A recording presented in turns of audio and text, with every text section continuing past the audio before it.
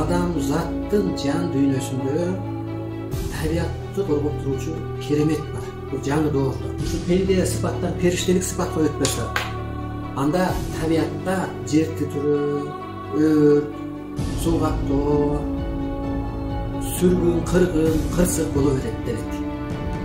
Эмнеге дегенде адамдын жан дүйнөсү, адамдын таны, психологиясы табиатты коргоп туруучу бир кереметке ээ. Мисалга ата деле, ата эми арбай го үйдө улуу да. Ал өз орду билбесе, үйдө өйдөлдөй болот да.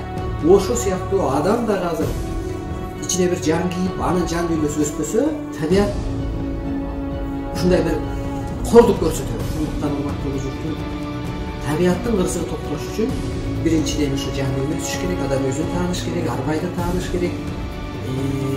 Ошо жер эненин ээси бар экенин, ушул үйдүн ээси бар дегенде, ушу абада дагы бир арбай периштелер бар экенин билиш керек.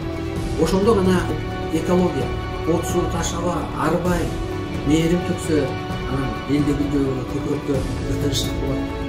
Табиат эне адам бала болуп, ынтымактуу, жамдуу болуп жашап турат.